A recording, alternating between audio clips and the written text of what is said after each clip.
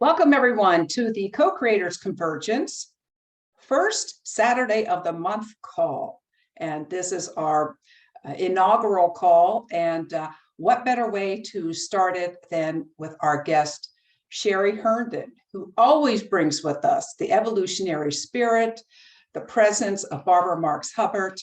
And we're so excited to have her and everyone here tonight.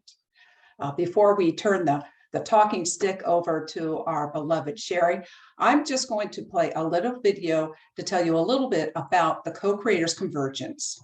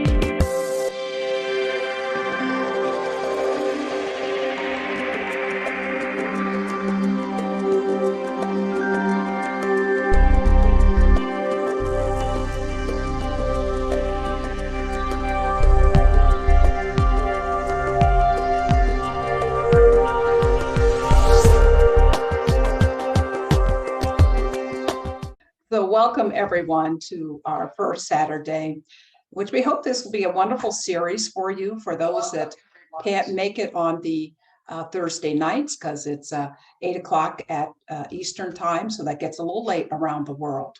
So as I said before, it's wonderful to have Sheri here, and she is going to be talking about living your full evolutionary being self. And so Sheri is going to lead us in. I'm going to tell you just a little bit about Sheri.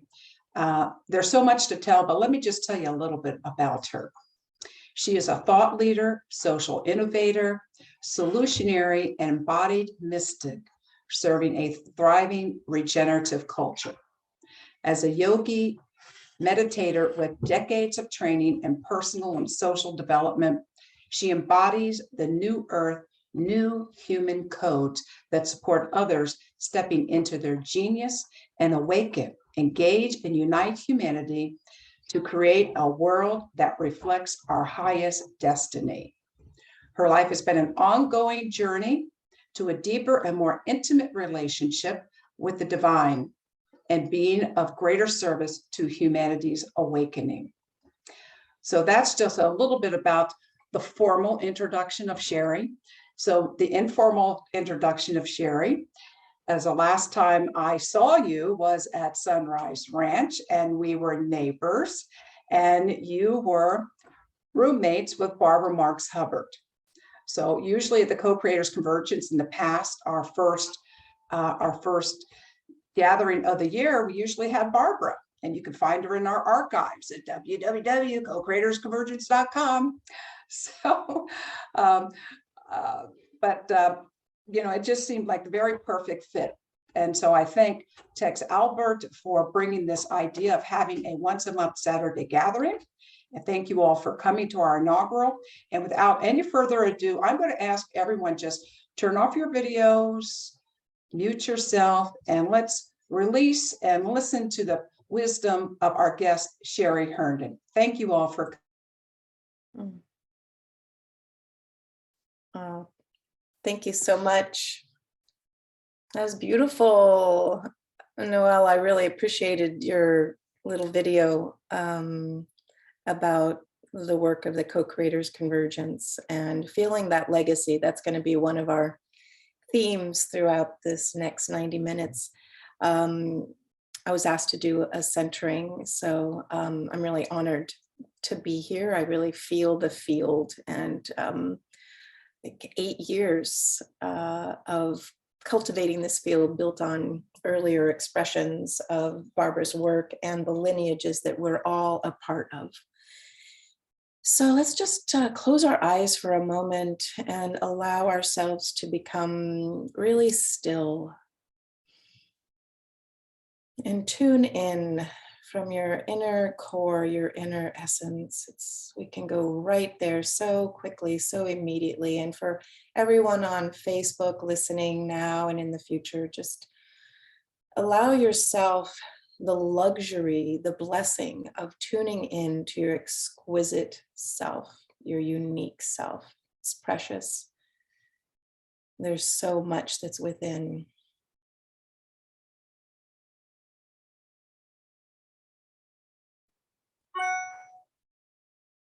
As we touch that one point, the still point, we can feel ourselves connected to all that is good, true, beautiful. Feeling ourselves as part of a harmonic on the planet, a story that wants to be lived fully into. And continuing to let that energetic and that felt sense of presence to continue to drop into your body, from your head into your heart, into your lower belly, into your chakras, your sacrum. Just feeling yourself rooted on this beautiful planet and connected to everyone in this field of global co-creators.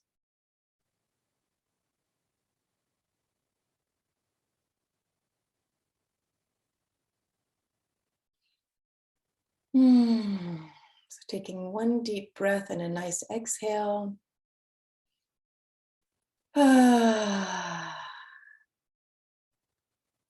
Opening your eyes. Yeah, okay. So good to be here. I feel so honored. I feel Barbara like giggling in the background. She's, as those of us who know her and who continue to connect with her, her presence is very active. And I want to give you a little bit of an overview of what I want to share today. And living into our full potential, I want to also, we'll be touching on our full potential as a collective. This is like very much I've been in the prayer of, since being invited to speak, like what was it that I needed to share and what feels most important for the collective transformation moment that we're in. We've all done so much personal transformation work. And I believe that there's another expression that we are all coming into in terms of our greater destiny as a communion of pioneering souls. As those of us who are familiar with Barbara's work know, this is part of her map. And the source is coming up from the beginning, the great radiance, all the way through everything until this moment. Here we are. And around that is this communion of pioneering souls in resonance and coherence with each other. And we'll talk a little bit more about that. But I really want to honor this communion of pioneering souls. And also that today is January 8th. And a little bit of astrology, since we are connected to the stars and the cosmos. We're going to be talking about co-creation as a worldview that's needed right now. And it's a cosmology. It isn't just, oh, I'm a co-creator, I like to work together with you. Yes, and. So we're going to really be stepping into a greater expression of what that means. And we've just come out of a beautiful 7 days of rest. Codes for a Healthy Earth, Shelley Ostroff and Jan Golding, and all the beautiful people who are participating in this. And now we're in the 8th day. And Barbara liked to say that the 8th day was the 8th day of co-creation, and we're under the tree of life, and we're all have gathered. So I feel like we're under that tree of life, and that today is the day that Venus begins its dance, the first day of a new 8-year cycle with the sun. Venus goes retrograde and then comes back, and it makes a 5-star flower in the heavens when you see that. So it's really beautiful that that is today. It's really anchoring in, I feel that is like anchoring in the feminine intelligence. So one of the themes that I'm going to be speaking about is embodiment. So we'll be really, I invite you as you hear things to hear from your body's knowing, like your body is a sensing organ, and we are actually tuning our collective social body so that we can embody even more and more of our gifts and the higher frequencies in the world to create new systems, economic systems, social systems, etc. I think that's the cusp that we are on, and that's what I'm going to actually present. So first, I just really want to honor that we are a beloved community. Like, that's pretty awesome. Like the good lights network, or the good folks network, whatever Connie had said earlier. We are a global family. We are a family. It's so good to actually like feel that out of separation into unity consciousness. This is what we're healing, all those traumas, and we're awakening together. We've done this great enlightenment process of like individual enlightenment, and now we're doing it together in ways that we haven't yet really experienced fully. So there's this opportunity to actually take things to the whole next level of experience. And as Barbara loved to say, all should be changed in the twinkling of an eye. I love that. That's like, yes, do you believe in miracles? So I believe that this is the time of conscious creation of miracles and living and inhabiting the new story that is coming through us right now. We are the new story right now. So we've heard a lot about the time of prophecies. We know that we're in this time of prophecies, and we are the fulfillment of those prophecies. And if we could actually like understand that and fully feel it together, I think we would take some exponential growth. And that's one of the things I'm very passionate about. We're going to be touching on that later. I'm going to be speaking for about 20-30 minutes, and then we'll have dialogue and invite some of you up. And I want to invite you guys to comment in the chat and questions, and there'll be some inquiries that come up. And don't worry if there's too much to kind of take in. This is really a transmission field. So what you receive is what you receive, and more will be revealed in all perfect timing.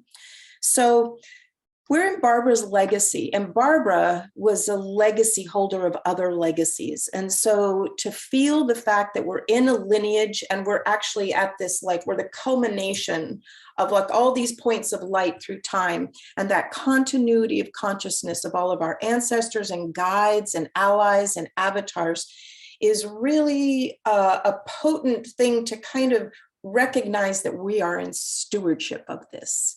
And that's with awareness comes greater responsibility. People will say to me, oh, you're privileged, ... You had a great education, ... And I'm like, yeah. And whatever privilege I have, I better be even more responsible to it. So I really want us to feel ourselves as stewards of a greater responsibility than we maybe have ever realized before, because we really are holding certain codes for humanity right now, and we're ready to activate. This is Barbara's been like talking to me. Okay, so she talks to a lot of us. So she's very active and very omnipresent. She's like having a blast doing that. I also want to just kind of highlight there are these existing projects that are already here and that are emerging, that many of us are participating in, and that, as Barbara would always speak about, that there is this convergence of what is emerging. And that convergence is actually where we get to see the shape of the new paradigm, when we can synergize and support more connection, alignment, and wholeness. So I think most everybody here is familiar with Barbara's work. So if you're not, just that's awesome. You get to learn about a great, great teacher and futurist and human. And you can ask questions in the chat, and we will be happy to connect more with you. And this beautiful community is here for you. We hear a lot about the age of Aquarius. I like to say that too, that we really are actually astrologically crossing into a new time. So where we used to think that we had to be in a certain way in the past, last month, last year, whatever, it's not that. Those ways of being are kind of outdated. And Barbara was really focused on, like, can you take a moment to sense what just happened, or what is emerging now, not from what you think you know, not from what you knew, but from what is emerging right now.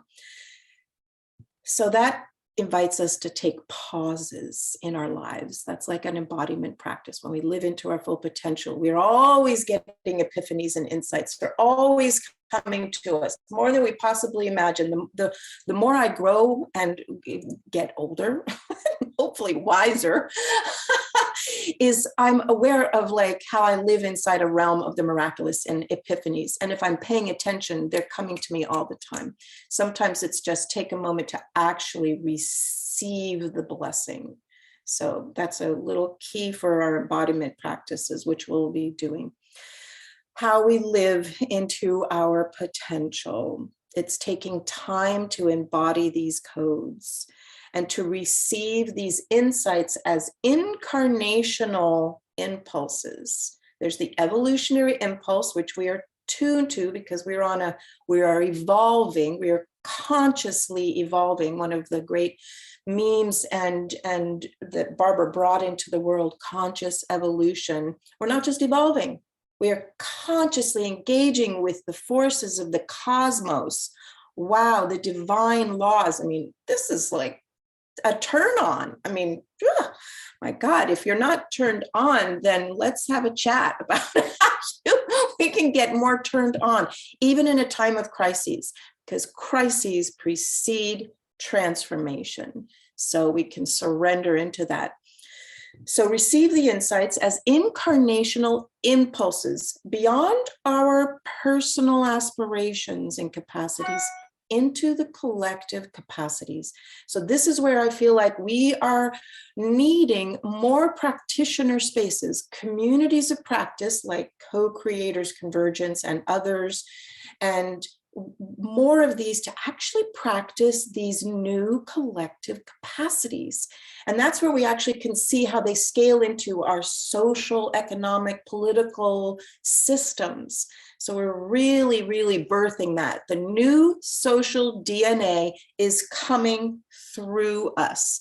And if we wonder about what our capacities are in our little bodies, oh, I'm only 5'3", what can I possibly do? It's like, well, inside of you is 5 billion miles of DNA coil. I tell you, I have a great meditation I'm recording about tapping into the 5 billion miles of DNA coil.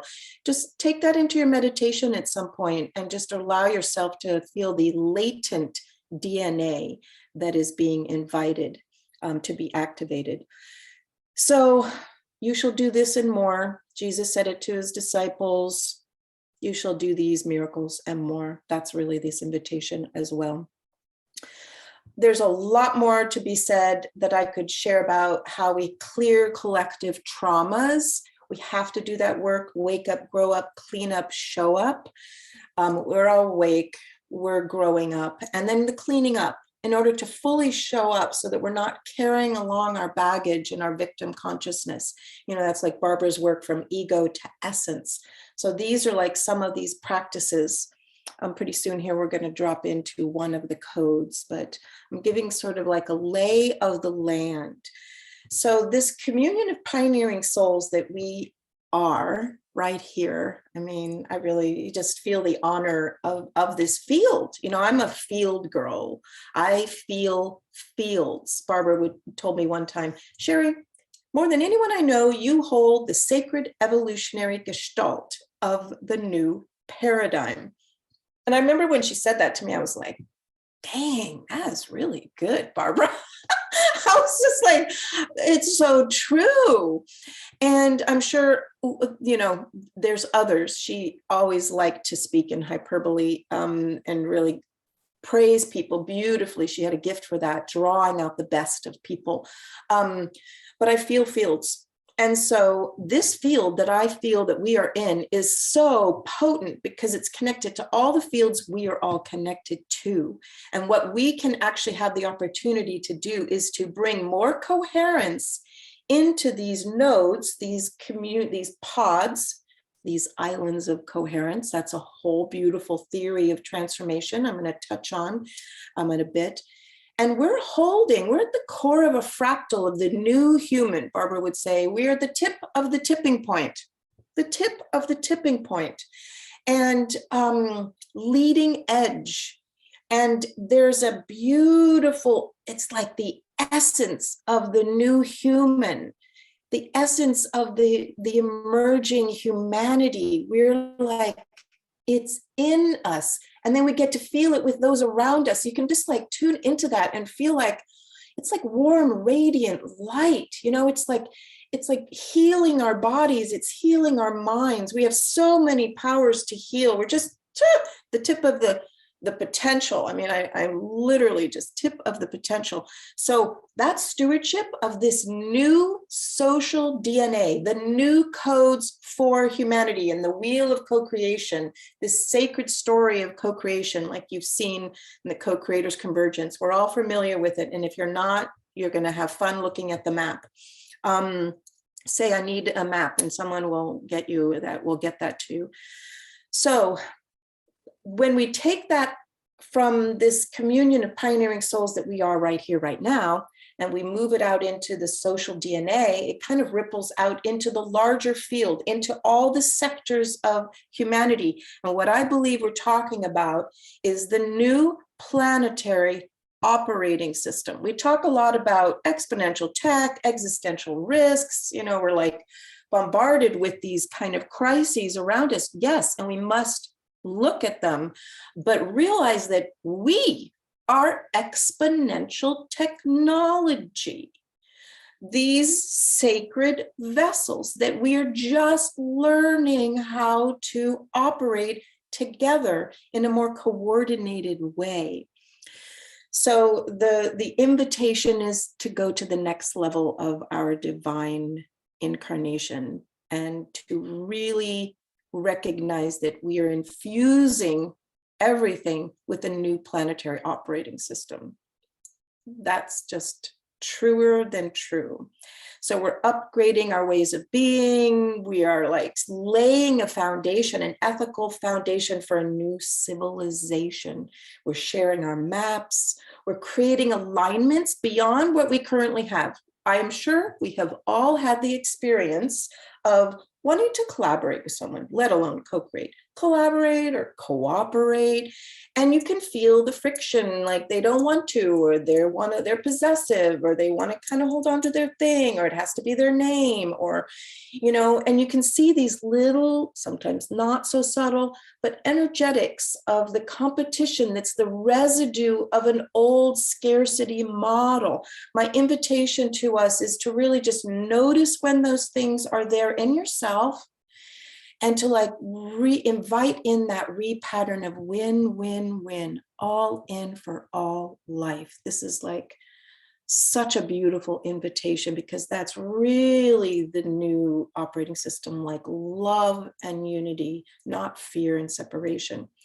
And we still have those residuals there. We can have forgiveness, compassion, etc., for ourselves and others, but just the invitation to notice where you can weave more wholeness. So this is what happens when you're a civilization builder.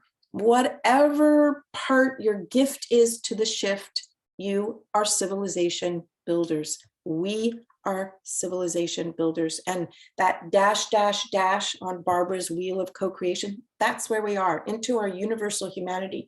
We are actually writing the meta narrative, the new story. Barbara would say, we are the new news. Let's just let that land in us. So there's a great quote from Peter Drucker, knowledge management guy going back, I don't know, several decades, multiple decades. The best way to predict the future is to create it. And since Barbara was a futurist in such a beautiful way, kind of futurist 2.0, I love that. Like, we're not predicting the future, we're creating it. So, and what I was feeling is the inquiry that sits inside of me that I really want us to feel in terms of the conversations that we are in going forward into this year, because this is a huge year for us astrologically, fulfillment of prophecies, crises precede transformation. How can we open up a life of virtue and nobility and feminine intelligence to be a great catalyzing force for good in the world, and to do this in a greater, coordinated, cohesive action? That's the inquiry that sits inside of me as like a living, like Rilke's questions, you know, just let those questions live inside you, because one of the codes that I love so much at 17 of Barbara's 52 codes. And if you don't know the 52 codes, put your name and email address in there. We'll send you a PDF. Ask boldly and deeply for your greatest heart's desire. Yes, this is us giving you permission. Isn't that wonderful that someone actually wants to know that? Ask boldly and deeply for your greatest heart's desire. For coded in that desire is the blueprint of your evolutionary potential. So we want all the individuals to be in their greatest potential, and we want the systems around us to be nurturing that greatest potential. So that's pretty exciting. And I want to be mindful of our time here. So I want us to kind of just notice that this space, there's the difference between listening from the mind and listening from your body as a sensing organ and as an incarnational vessel of the divine. That then we become transmissions. We're transmissioning like that beautiful dog, those antennae. We are like antenna in the cosmos, and we are all sending out frequencies and vibrations all the time. And they are either uplifting, syntropic, or they're entropic. And we're not life-giving. So we are syntropic. We are life-giving energy. So this field is a transmission field in which we can share knowledge, information, wisdom, gnosis, without necessarily having to understand it in the mind. So just know that the field is doing that. And this is a participatory commons. We are all doing this together, co-creation. Co-creation, the opportunity is to kind of step into a new world view. Co-creation is a world view. It's not just a noun or a verb. It's actually a worldview. Some of us know this already, but I believe that more of us could know this as like it's a kind of way of perceiving reality. So here's a quote from Richard Rudd of the Gene Keys, which I love as a tool for supporting conscious evolution. We're not designed to be islands, but we are a vibrating single organism, karmically destined to come together in order to fulfill a higher purpose. What else are we doing here on Earth? Our higher purpose is both an individual vibration and a communal unifying field. Our job is to steward this field and to be attentive to the communal unifying field. How are we nurturing that? How are we feeding that? How are we like uplifting that? That is so awesome. And we're creating, this is like an integral map. And we actually are putting all of our maps together into an extremely beautiful, evolutionary, coherent, integral map. The synthesis of all our aligned frameworks, models, and maps. Not that they're all homogeneous, because we need diversity, like Mark Gaffney and what Barbara and he would talk about is the unique self symphony. We are in a song, this beautiful song together, and each note is absolutely essential. We need the diversity, otherwise it would just be like monotone, and that just would not be very interesting. So thinking of that vibrating communal field, I want to read a code for us. This feels like this is the activation into this, the field. So let's tune into the coherent energetic field, the underlying pattern of the emerging gestalt of the more beautiful world, the universal human. And I'm going to read code 21. And I just want you to close your eyes now, just begin to tune in to what you've been hearing and to the uniqueness of your own gifts and to this field and the potential of this field and what's emerging.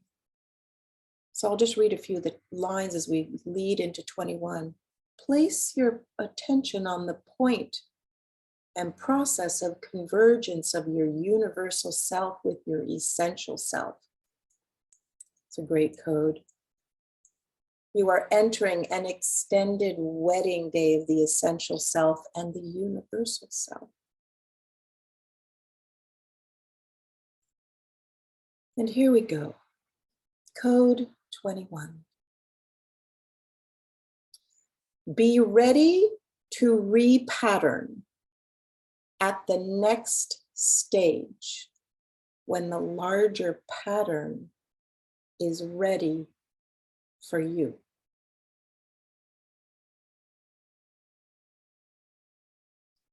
Just let that land.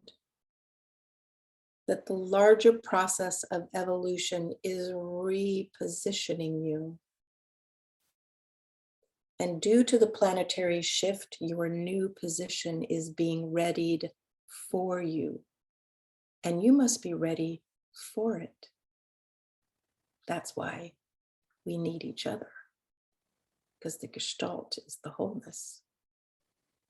Imagine cells in the womb creating eyes that have never seen, ears that have not yet heard, a body that has no apparent use.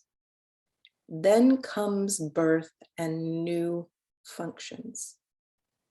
The eyes see, the ears hear, the body coordinates itself and breathes for the very first time. Just so as you collectively shift from the womb of self-consciousness to the world of co-creative whole organism consciousness, your functions shift spontaneously. Everything that is dysfunctional in your life gets more dysfunctional. Have we felt any of that? while new functionalities start emerging. This is the piece I really want us to feel, that there is this newness, that are new functions within ourselves that we are playing roles in new ways that we're being invited into, that we are just beginning to see.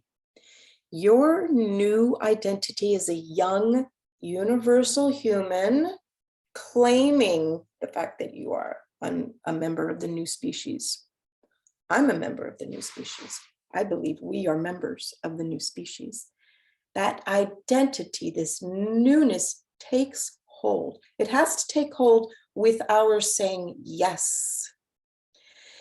And your creativity unfolds towards new life purpose, new expanded life purpose. The larger pattern is the shift in the planetary body, now calling you to express yourself in new and dynamic ways.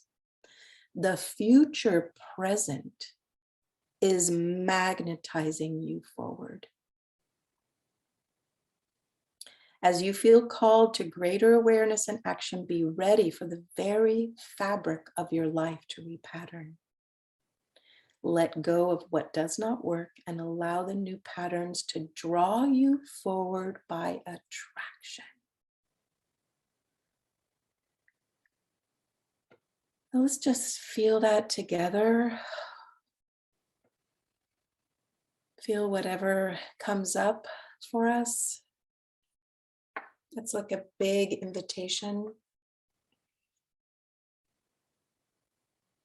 Amount of courage to let go of what no longer works and to be ready and to be open to what's emerging through us in new capacities.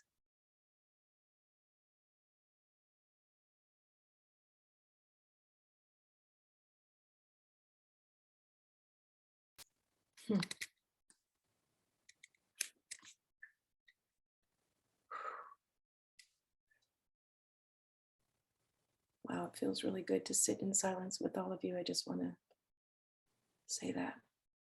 Who else would like to sit in silence for kind of a long period of time and then chat? Feeling our timelessness in time. So if there's anything you'd like to share about that sense of your own repatterning, maybe do that in the chat, and when we have time we'll open it up soon, we'll really invite shares and some dialogue with each other. So part of this whole experience of feeling these codes, for those who may not know, Barbara wrote a beautiful book, a small book called The 52 Codes. And we can send you a PDF of that. You put your email in there. And they're such affirmations from our higher selves and universal selves. They're just, you got a taste of one of them. And it's so much about embodiment. I believe that we are leaving the age of concept.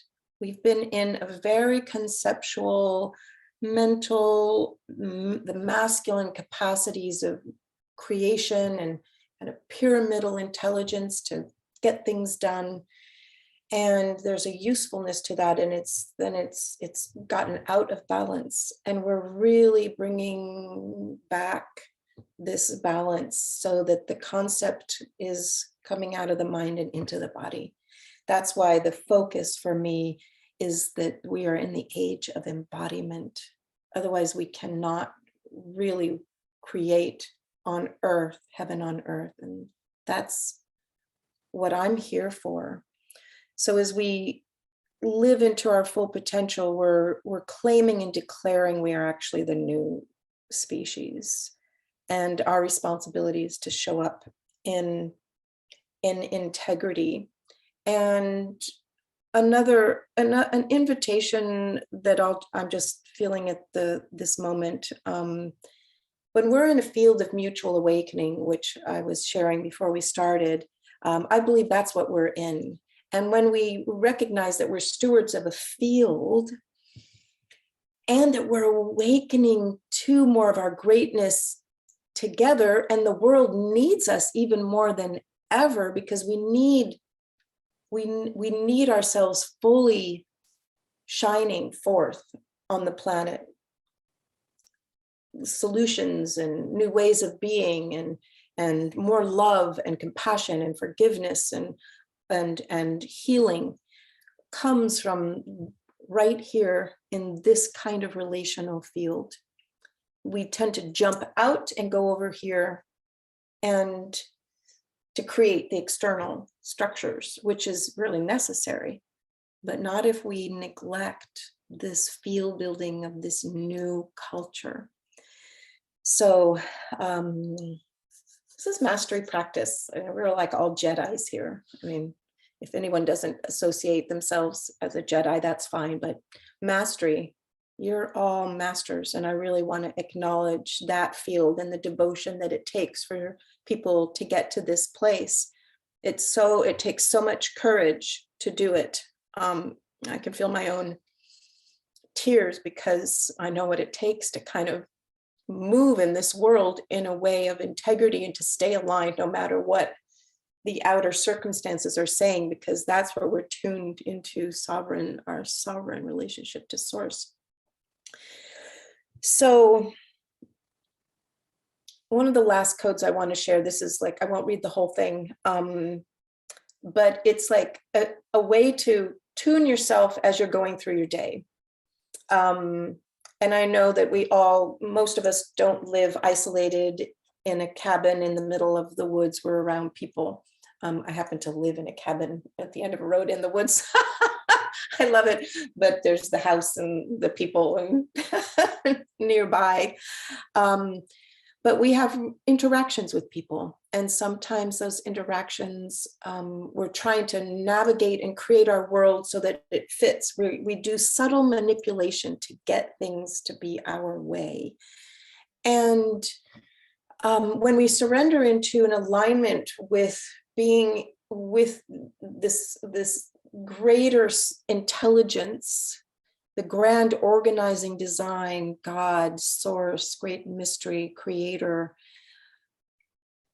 we can go into flow states with each other.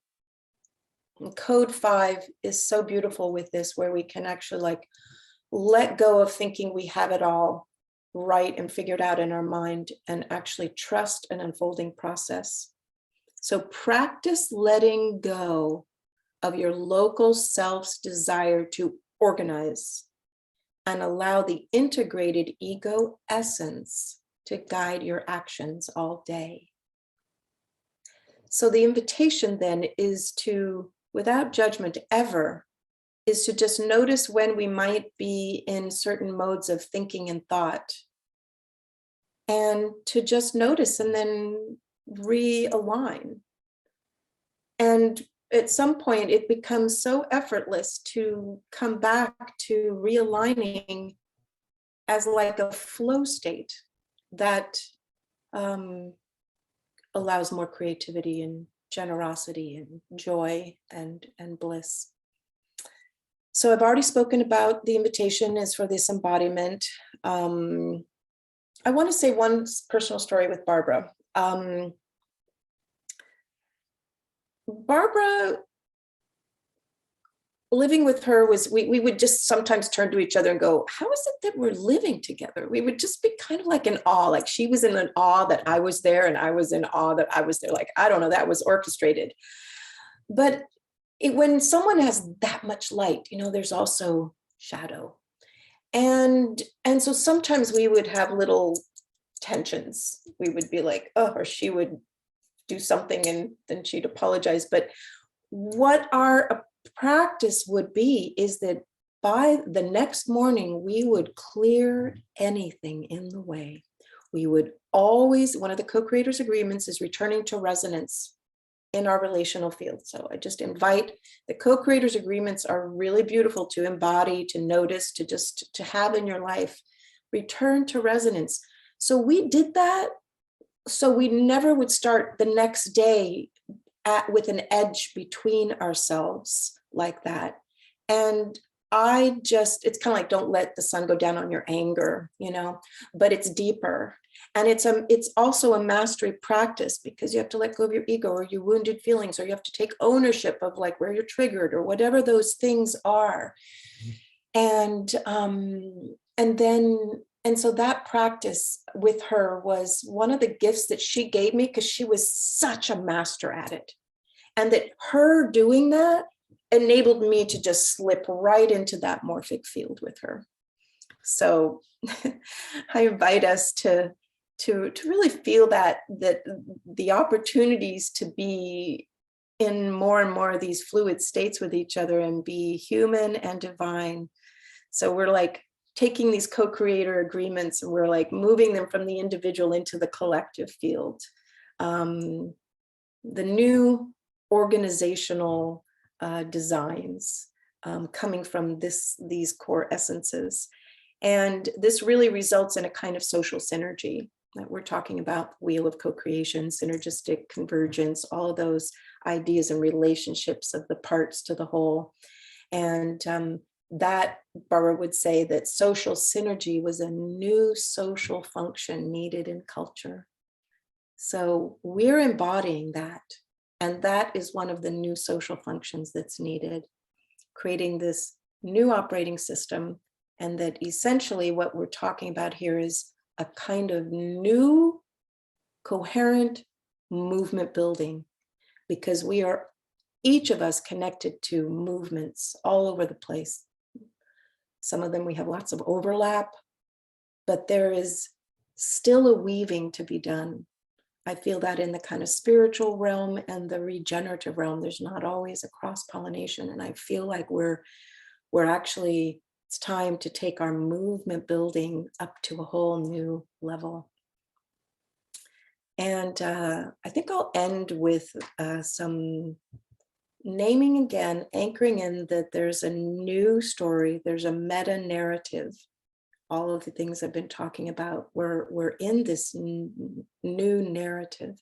It's a meta narrative. It's the larger story that can hold multiple stories of this time of our crisis is a birth. And we're not talking about having to agree, but having alignment around our intentions beyond agreement. So the intentions actually can ground us in our process. And last point, which I could carry on with this point for a long time, but I want to close here, is about a theory of change. And when we and our assumptions about change, I think we have a lot of default understandings of how change and transformation happens on the planet.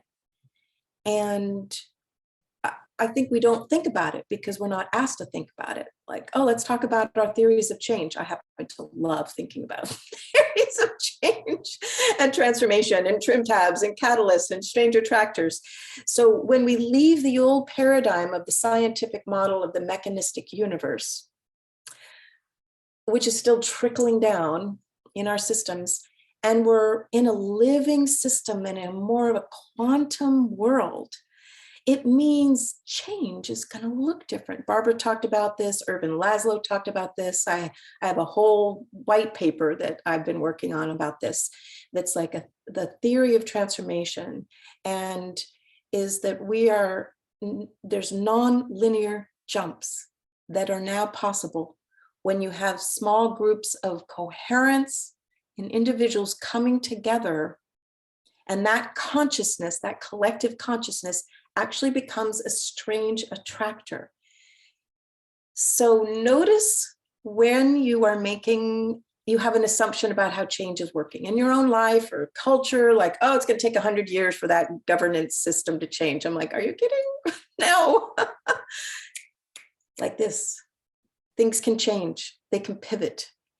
And I just really want us I invite you David Bohm was a great quantum physicist. He then wrote a book called On Dialogue. People do Bohmian dialogues, and I've been trained in Bohmian dialogues. And one of the ways of entering into that kind of way of sitting in conversation with each other is to question your assumptions.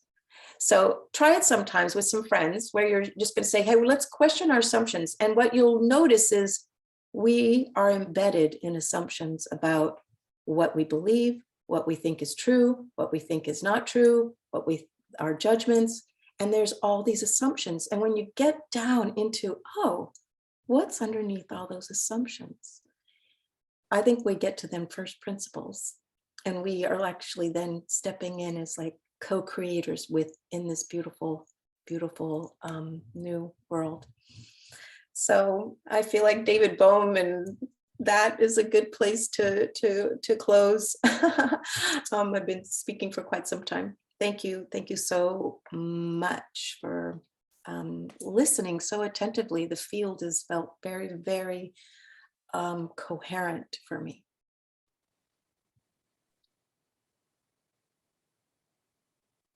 Thank you, Sheri. At this time, I'm going to invite everyone to go ahead and turn on your video. And if you'd like to ask a question, you're more than welcome to. Just raise your hand or use the reaction button to raise your hand that way. But we'd love to have you join the conversation with your questions. I'm going to start, maybe Rita, you did have a comment in there that you'd like to share with Sheri. You can unmute yourself. Oh, I was just coming around to the understanding that all this is also in the indigenous circular leadership way of being and living. Mm. Mm-hmm. Yeah, thank you. Did you want to say anything more about that? Ancient and new. Not right now. I'm still absorbing and taking in what was delivered into this field, and still running full body chills. So thank you, Sheri. Oh, that's really, yeah, wonderful, Rita, and great knowing of your own boundaries. And thank you for naming this. I know that Connie will have some deep insights into this, but one of the things I did say was kind of to feel the lineages that come through each of us, and the indigenous lineages and wisdom on this planet. That is that alignment with how we operate with creation. So thank you for naming it and putting it more explicitly in the field. And Connie, I'm sure you have some insights. Well, I just wanted to say how brilliant you were and are communicating this information, Sheri. Truly, it's really usable. The words you use, your enthusiasm, your depth, your breadth, your synthesis of Barbara and you and Gene Keys and so much. Truly, truly a blessing to humanity. So thank you. That's all I have to say at this point. I mean, I could go on about all our stuff, but I'm not going to, because you touched on it so beautifully. And we'll just all carry on bringing our gifts to the party. Thank you. I'd like to say to Sheri, I've missed Barbara so much, and I love seeing the pictures you post of her. And I can't imagine anyone better positioned to show a physical presence of Barbara today than you. You absolutely, you have her giggle at times. I mean, it's been such a delight to see the physical presence of Barbara through you, and to see the amalgamation of all that you are. Barely. I can't wait to be more in your presence and to see more of what you give to all of this. It's so easy to listen to. I felt absolutely no negativity with regard to seeing Barbara through you. And I thank you so much. Oh, thank you. I'm I'm receiving. It's like it feels good. Barbara's giggling and Barbara's happy. She comes through many of us. But thank you for that. I think I have like there's a uniqueness in that. And my prayer is just to be, I love hearing that everything was heard so clearly, because I really do feel that there's a message that that I'm wanting us to be activated in. And this community is particularly, I kept praying and asking for like guidance around what do I speak into, because there's so many things. And it was really about embodiment and connecting the field of all of the kind of co-creator types, and that movement building piece, because I feel like it's our time in a way that we're just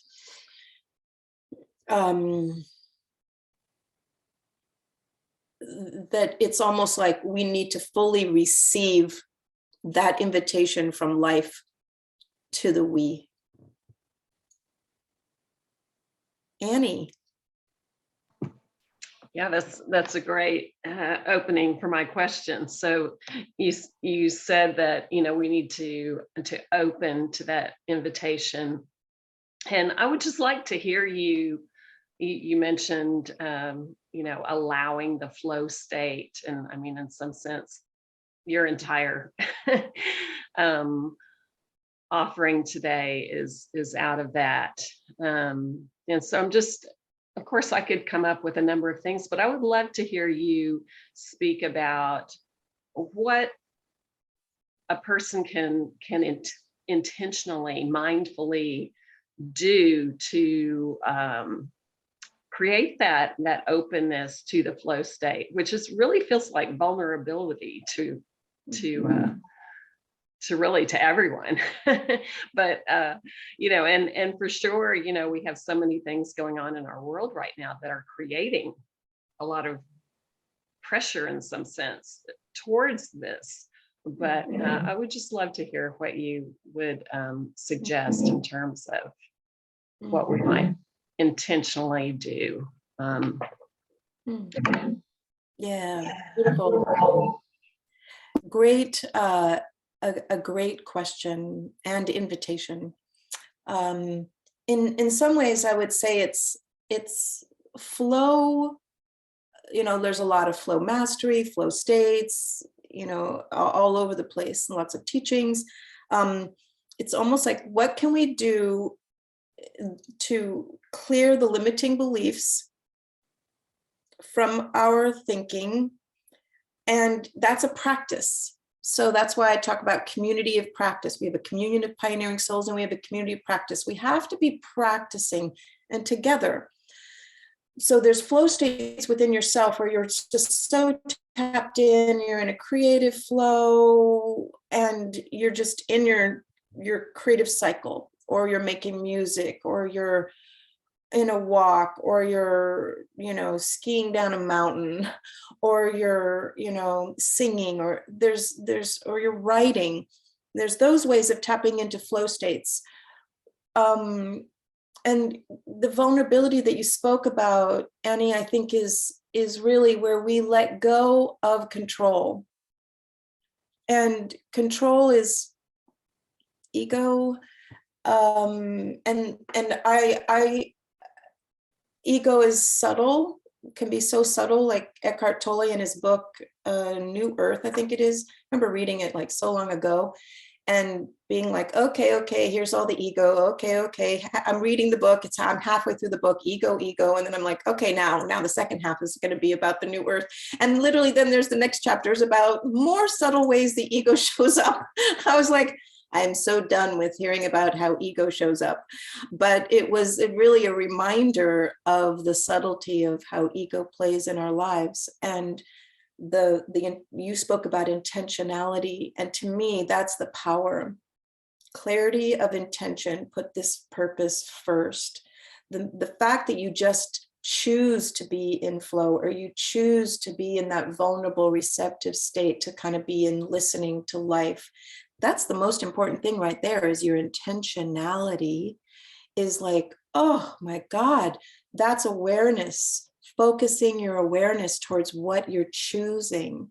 And then it's tracking it, tracking where things get in the way. Like even in relationships, it's hard to be in flow state in groups of people if you have a lot of incoherence, or you have shadow, or you have friction, or you have people who don't want to listen to you, or you have certain leaders who are in certain roles of authority and they're not taking feedback. Like for me, we can't create spaces in which you can hear feedback. That's collective intelligence. That's life giving you feedback. Loving, I'm not talking about critical negative feedback. I'm talking about loving feedback.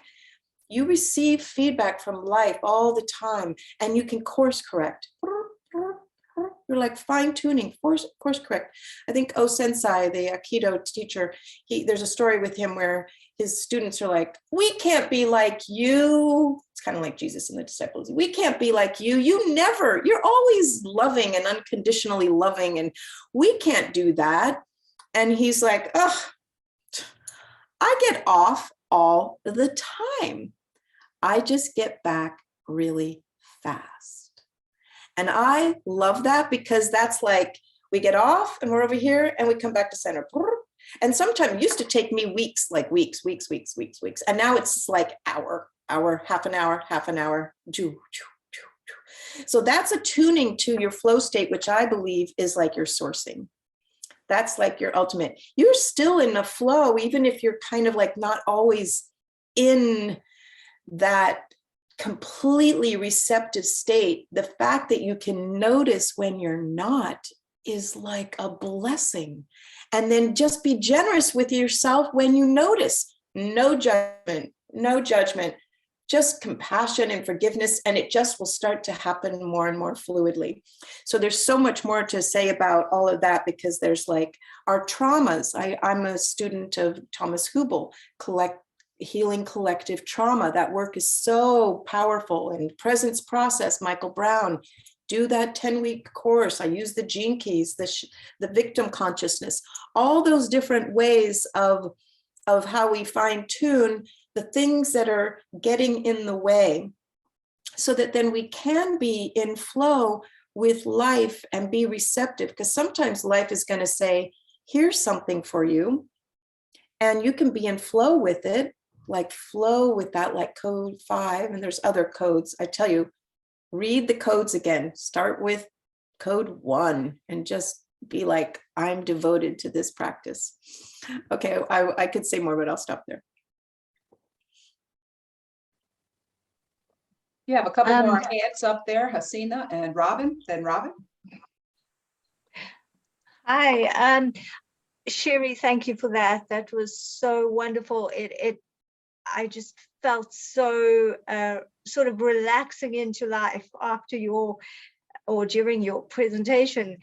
And I have been feeling so impatient lately, almost like, what can I do? Because everything up till recently has felt very abstract, and I'm very good at abstract ideas and abstract things. And it's got to a point where it's, no, something needs to happen. I need to step up, stand in my light and do something. And there's been an impatience to do that and do it for me, but also in collaboration. So my question would be, with the way you see things, what is the difference? You spoke about embodiment. How do you see the difference between doing and embodiment? Yeah, wow. Okay, super awesome. Hasina, is that how I say your name? Yes. Yeah, beautiful. Nice to meet you. And what a great invitation. So doing and embodiment are different, right? So they're related. So within embodiment, you're going to have doing, but the doing, if it's not coming from a certain relationship to essence or to a certain, if the doing is being pushed, then it's not going to be as aligned. It's going to be doing from a kind of the mental state of being. And like, I don't know if you're familiar with Theory U, but Otto Scharmer's work of the creative cycle. It's like you can do from what we know. And if you just do out of, I know this, you're going to end up, which is what we've been doing in culture for way too long. This is what has to change. We end up where we've been. And what we know is we need to be doing from a new state of being. And so the cultivating of that relationship to the ground of being is really a different relationship to the doing. Like we say, the doing arises out of the being. And in our culture, the way people got ahead, success, the orange meme, individualism was kind of pushing, forcing, manipulating, controlling, and we're repatterning all of that. And as we do that, there's going to be your feeling of impatience. I really have a lot of, first of all, I just want to say, please have patience for yourself and compassion for your impatience. As an extremely impatient girl, raised by an extremely impatient father, I have done that. And it is in the nervous system, depending on what your biology is or your life story. I had to repattern my nervous system. So we are all repatterning a nervous system.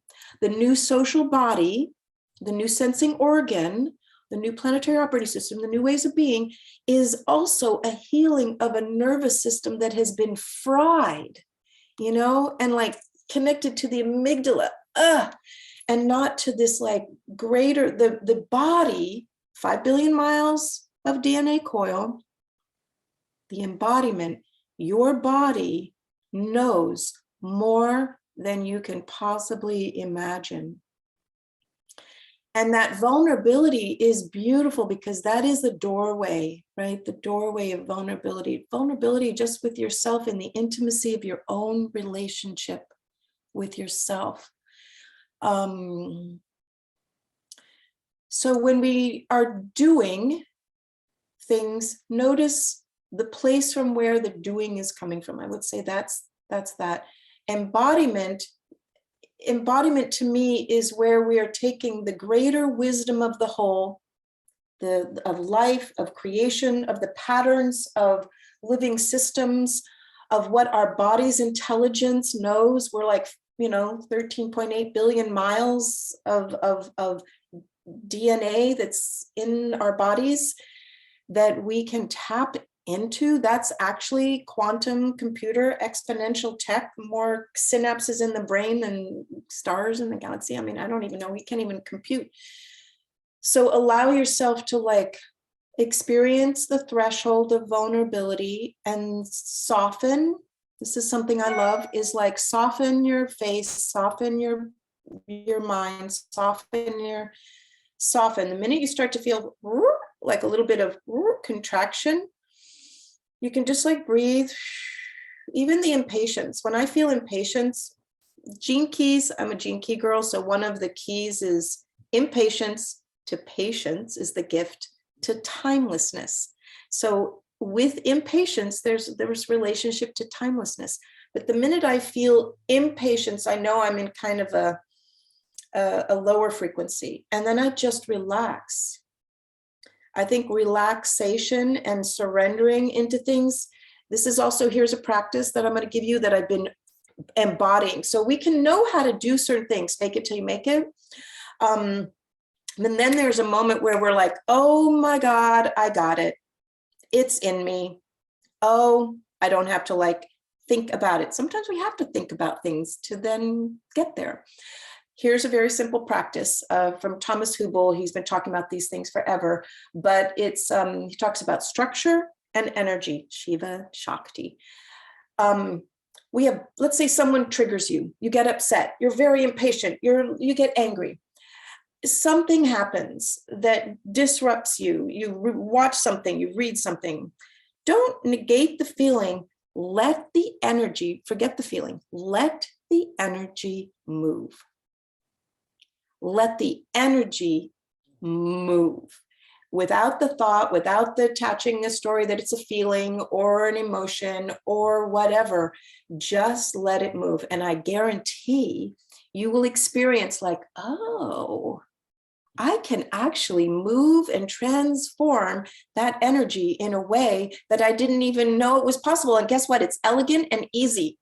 Easier. Here's another thing. Banish the word struggle from your vocabulary because it impedes your spiritual development. Hopi prophecy. Think about struggle. People go, oh, well, I have to struggle. And I'm like, ooh, that is an assumption. There's an assumption right there. Struggle. People are like, oh, I have to struggle. It's going to be hard. I'm like, assumption. So start to track your assumptions. Those are your lovely little limiting beliefs that were passed on to you by culture, by stuff. And we are so much more limitless. That's my short answer. I am not short. I have to like learn to be shorter. Robin. Hi, so great to see you. What an honor. And I could just see the bliss on people's faces here, some of whom I'm on other calls with and so forth. And I have to say, this is probably the, I don't even know if I have words to say how important and resonant and on the mark what you have been sharing with us is. And as I said, I see it on the bliss in the faces listening to you. So I wanted to just take, first of all, I just want to acknowledge the 4 agreements for, I guess that's the Toltec, and I guess the big assumptions is such a big part. I just often think if we just followed those, all would be well. It's kind of a simple solution, but here, love what you're saying. I heard the 2 things I wanted a little, you've been kind of talking about it in different ways, but just maybe another different or direct angle. You said we need to heal the collective trauma and clear out what doesn't work. And I think those 2, I'd like to hear how you view those 2 as related, because even on the microcosm, I'll just share personal microcosm, very hard for me to clear out old things, papers, clothes, and whatever. It's so hard after all the work I've done. And so, I mean, taking that just little example of how incredibly difficult, I'm trying to take in what you said, oh, just let my discomfort with it flow. And all those techniques, I'm sure I've tried. So just taking that little microcosm, as above, so below, if it's so hard for a person like me who, I'm not going to say I'm a master in any way, but have, I don't want to say struggled to do a lot of work, that would be wrong, but have attempted to do my work. And it's so hard for me to release via, some of my things that are in my way, that are clogging up my actual physical life because of trauma, which is also difficult to overcome. How do we look at that coming from a place of my own deep work and community and a receptivity to help, and still having such a problem? Now, how do we look at the whole world and expand that exponentially, knowing that there are leaps, and I'm looking for my leap, but yeah, I just love you to talk about that. Thank you. Well, thank you, Robin. That's big, the microcosm to the macrocosm, and making it really personal, and then curiosity around how it scales and how can we actually do those things that feel challenging to do. I don't mean to make light of the journey at all, because, or like, oh, and then I've been at it for 30 years, literally at it for 30 years, pretty much devoted to this. 30 years ago, I discovered that I wasn't raised by a perfect family. And I was kind of in shock that I didn't have a perfect family. I was like, oh my God, I didn't have, what I'm living in an illusion. And then it was kind of like, it kind of all sort of, became a process of healing. And I've been pretty devoted to it. So it is a journey. It's the wake up, grow up, and clean up. I know that there's not enough time to really do a deep dive on this, but you reach out to me, Robin. I'm happy to have a little conversation with you, because I have a lot of codes on this, and it's kind of I could teach this stuff. I tend to go to the collective field just because I'm wired that way, but it has to start with the I and the inner. Something simple that you were using, like how hard it is for you to let go of things in your house. Okay, so that's a great example of like letting go what doesn't work, because if we can't do it with our things, with the things around us, or like clearing out our drawers. I mean, this sounds so mundane, but sometimes mundane, when I do like a cleansing and I let some books go and I dust and I go through drawers and I clean out and I recycle and whatever all that is, it's like you can feel there's like more spaciousness.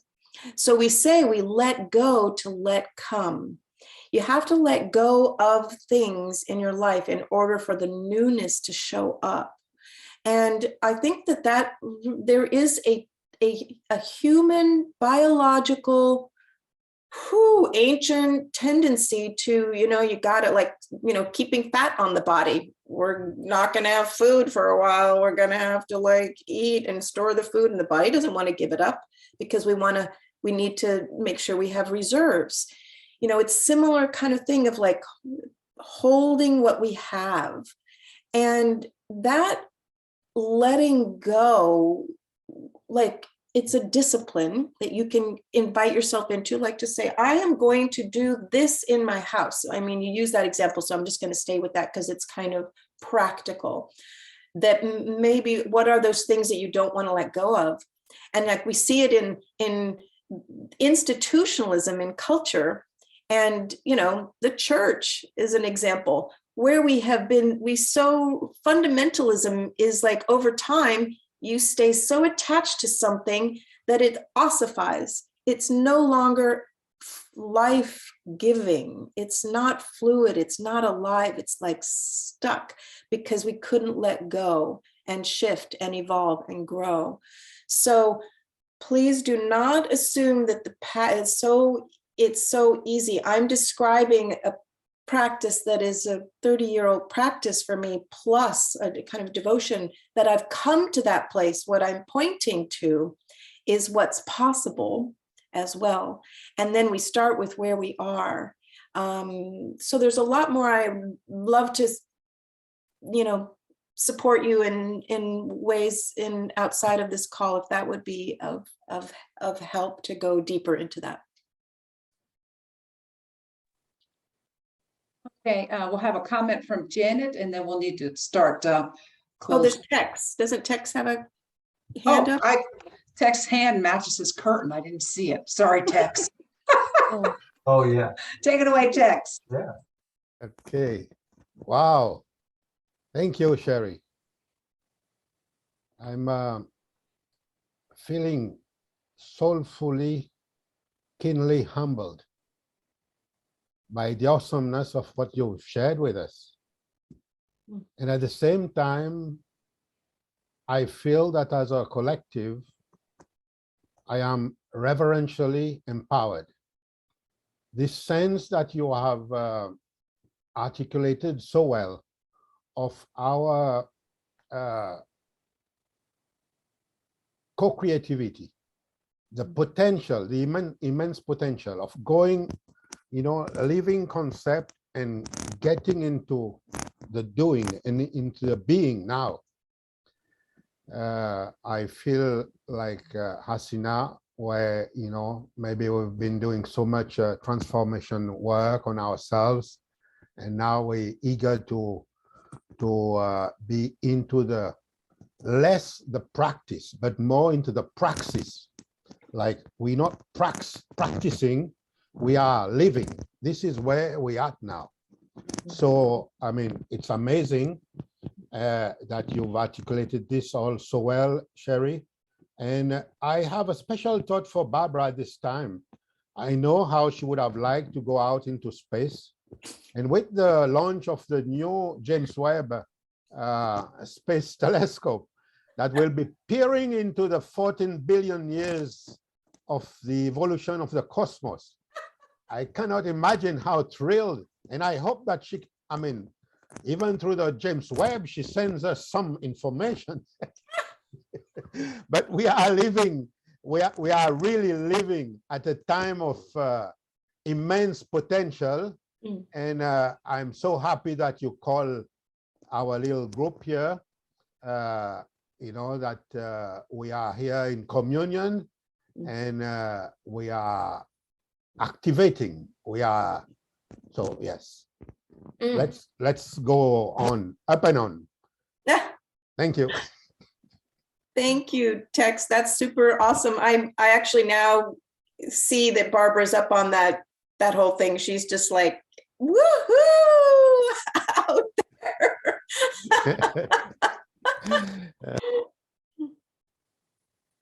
Janet.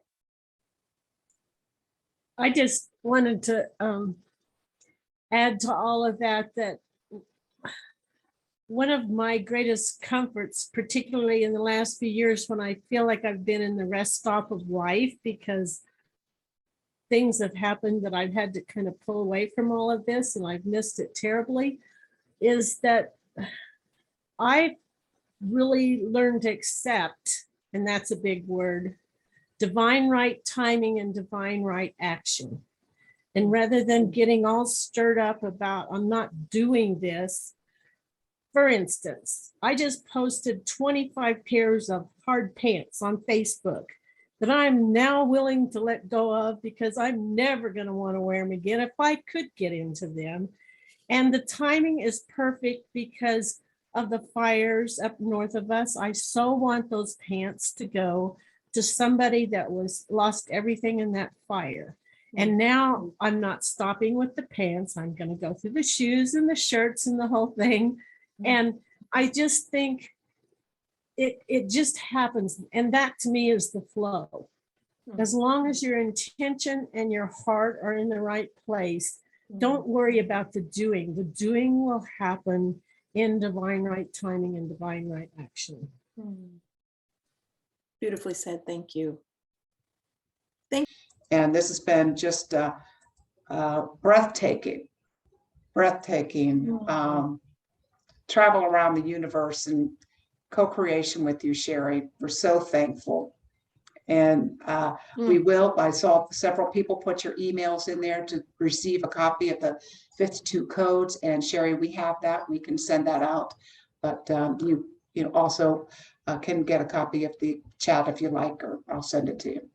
So I want to thank everyone for being, if you want to just unmute and give a 3 cheers for Sheri, just a heart resonant hug, it'd just be awesome. Thank you all. Hip, hip, hooray, hip, hip, hooray. I love you all. It's been so wonderful to be here. Truly, Sheri. Thank you, Cosmic Neighbor Sister. Sheri. Sheri, you need to do this more often. I am launching Awakening Together, my show. So I used to do radio podcasts. I've been in media for a lot of time, but I haven't for the last couple of years. So I'll be doing more interviews and that kind of thing. And I will be excited to share more of these ideas as well. Sheri, do you want to put in the chat how folks can get a hold of you, or what your favorite website is, what you have upcoming? Yeah, I do want people to know more about how they can connect with the awesomeness known as Sheri. Yeah, my website is like in process, but there's my email, and I'm on Facebook. I think you guys all have me on Facebook, and happy to respond and then connect and let people know when Awakening Together. Hopefully, I think by the end of this month, I've already got some of the pilot shows and things like that. So yeah, it'll be. Instagram. You're on Instagram too. Yes, and on Instagram, yeah. Yeah. Well, I You invite guys are awesome. Thank you, Sheri. I invite everyone to join us this Thursday night. And we're going to have Barbara Ireland. She had a near-death experience and came back, and she's going to be doing a talk on stop negative thinking. co-create the new species of humans. So I think that's a great follow-on to Yeah. what Sheri has contributed to us today. And then, of course, next month, we are going to have Annie Spade, the first Saturday. So this has been just a tremendous inaugural event. And thank you, Sheri, for making it so very special. Oh, Love you all. love you all. Bye, Barbara. Have a super day. Yeah. See you later.